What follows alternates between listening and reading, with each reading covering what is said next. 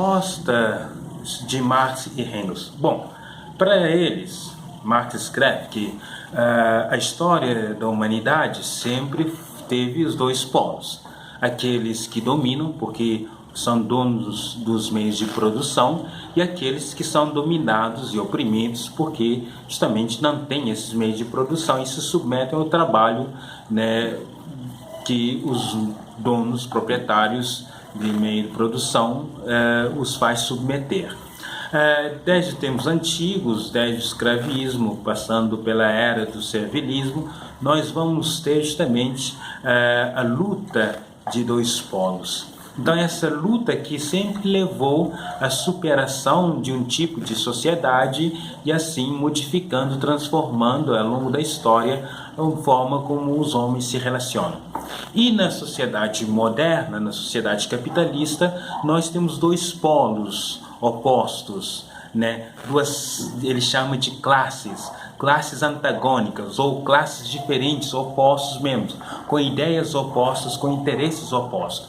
De um lado, os proprietários, que Marx chama de classe burguesa, né? Os industriais, os capitalistas. Do outro lado, aqueles que não têm justamente esse capital, não têm esses meios de produção, aqueles que se submetem ao trabalho, que vendem sua força de trabalho a esses industriais, que é justamente os trabalhadores, que ele chama de classe proletariada, né? A classe proletária, então, ou o proletariado. A classe proletária, segundo Marx, é a classe explorada pela classe burguesa, porque a classe burguesa, sendo dona de meio de produção, né, ele diz até justamente aquelas que roubaram esses meios de produção, né, eles apossaram das propriedades, apossaram desses meios de produção, e eles então começam a explorar aqueles que não têm mais esses meios de produção, de sobrevivência, de ganhar um pão de cada dia, né? Então nós vamos ter essa luta de classe em que, de um lado, um tem interesse lucrar, os burgueses, e o outro lado tem interesse também de sobreviver, né? De ter uma vida que ele possa viver dignamente. Então, desse choque de interesses e de ideias, nós vamos ter luta de classe, e é nessa luta de classe que vai gerar uma superação dessa antiga forma de relacionamento. E o Estado ele toma uma posição, e segundo Marx, o Estado também é um instrumento de dominação, que é um comitê de classe burguesa que acaba beneficiando a própria classe burguesa. Então, os trabalhadores, eles estão por eles mesmos. Aí começam a criar sindicatos, comitês também, para lutar em benefício próprio. Assim, então, nós vamos ter essa luta, essas formas de choque, de relacionamento. E Marx vai propor, então, uma sociedade sem classe, uma que ele chama de sociedade comunista, e justamente se acabar com essa luta, com essa exploração. Como?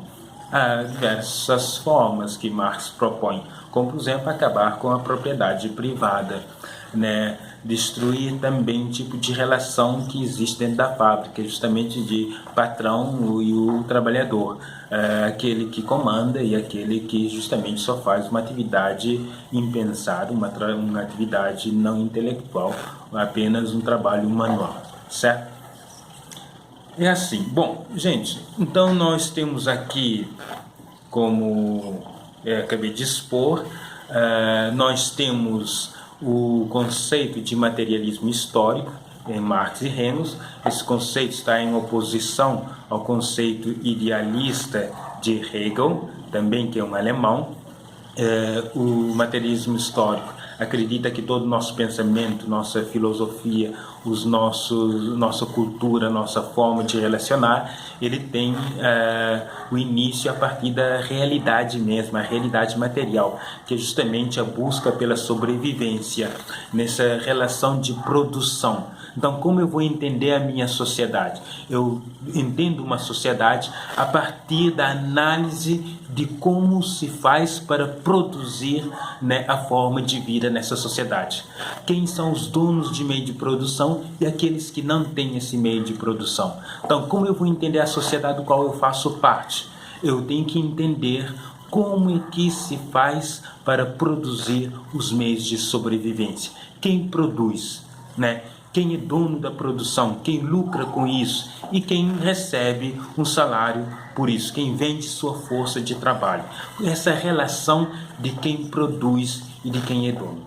Portanto, eu só entendo a minha sociedade se eu analisar esse modo de produção, essa forma de relacionamento entre aqueles que são donos de meio de produção e aqueles que não são donos de meio de produção, aqueles que vendem sua força de trabalho em troca de um salário para sobreviver. Justamente vimos que o trabalho, segundo Marx, é aquele que dignifica o homem mesmo.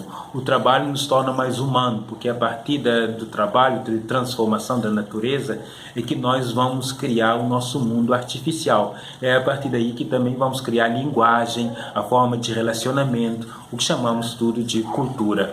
Mas o trabalho dentro da sociedade capitalista faz o inverso.